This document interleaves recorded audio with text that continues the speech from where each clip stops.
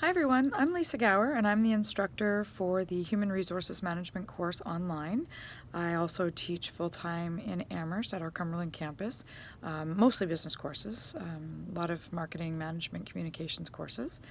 So every now and then I like to do some videos to talk a little bit about different material that we're covering, provide additional supports and resources about assignments.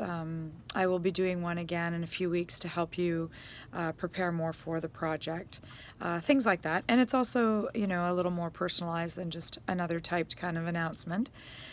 So welcome to the course. A lot of you are brand new to online learning, and several of you have never done an online learning course before. So definitely, it's an exciting time for you and a flexible approach to learning, and I think you'll really like it a lot.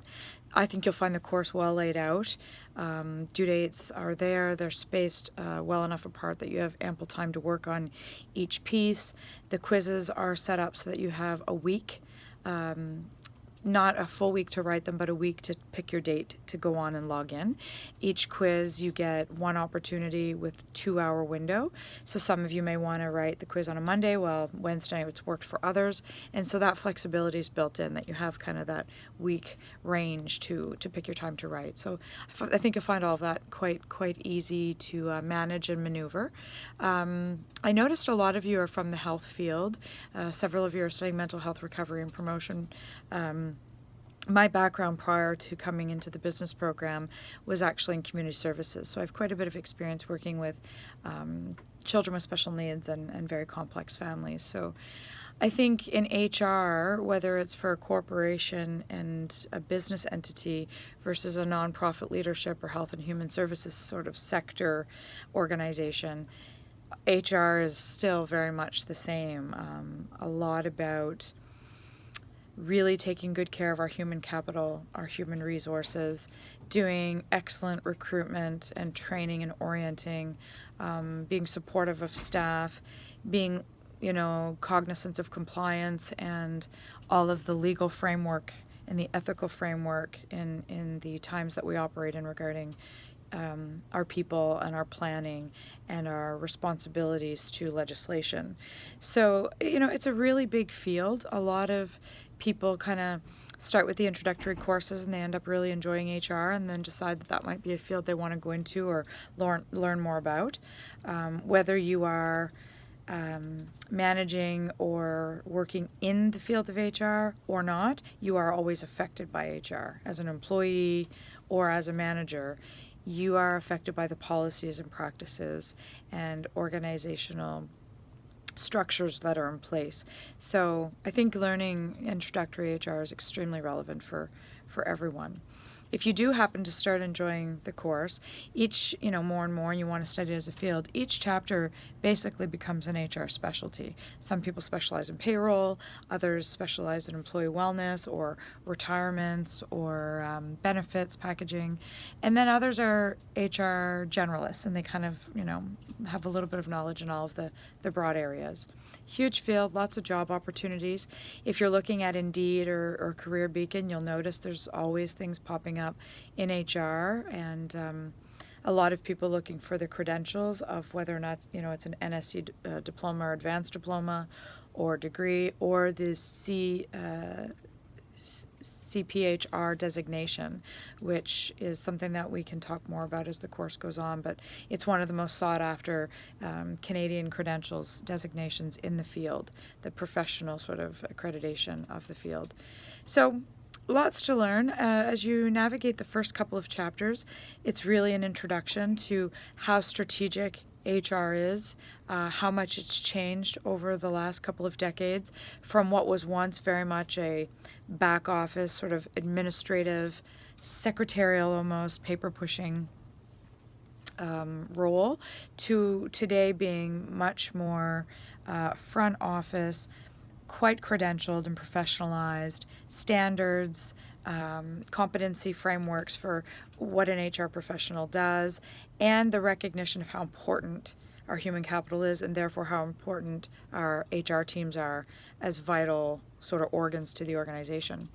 So that's a lot in Chapter 1, and some of the complexities that HR navigates during times of technological change, and how much what was paper is now digital, what was, files and folders of paper-based documentation is now e-portals, employee self-service, databases, Excel spreadsheets, that kind of thing, HR, human resource information systems. So a lot of technological change, a lot of legal changes. The entire Chapter 2 is dedicated to compliance and what's required under the Charter and human rights, which is the most important constitutional document that we adhere to, as well as, equity legislation and the 4 designated groups that are protected in Canada, and why that legislation was put in place to address systemic barriers. The 4 designated groups being women, Indigenous persons, visible minorities, and persons with disabilities.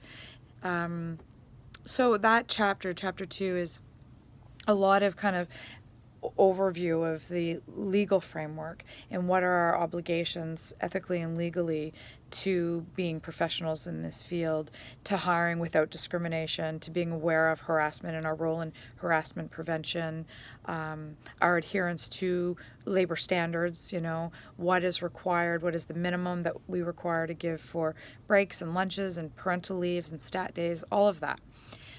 So those are kind of the first 3 chapters, really the history, where we're going in the direction of strategic HR, capacity, legality, and technology. And then once we get past there, we start kind of going more in depth into each specialty.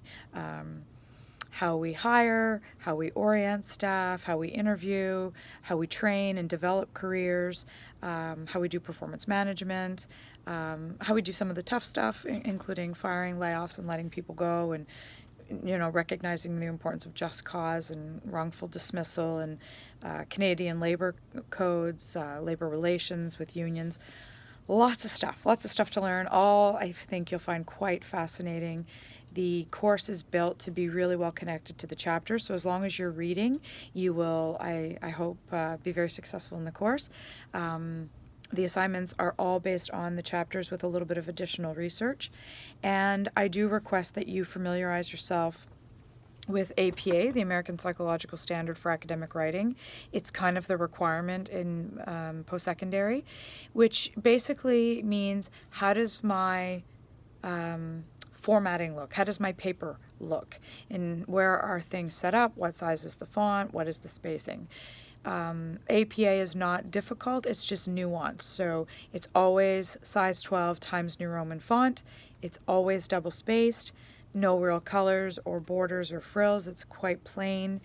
Making sure you have citations on every page throughout the body of your paper, and a full list of references in alphabetical order at the end. Your cover page should always have, your title, the author, which is you, the date, and the course name, with a header at the top and the page number. Quite basic. I'm going to post some resources today and some links to please kind of, make yourself familiar with what does this document look like, and make yours kind of look like that, right? Connect with me, reach out to me. I'll be posting, as I said, every few weeks with some updates and some information. I often post announcements as well. So just stay connected, and I think you'll find the course will roll smoothly. Thanks so much, and have a great weekend. Bye for now.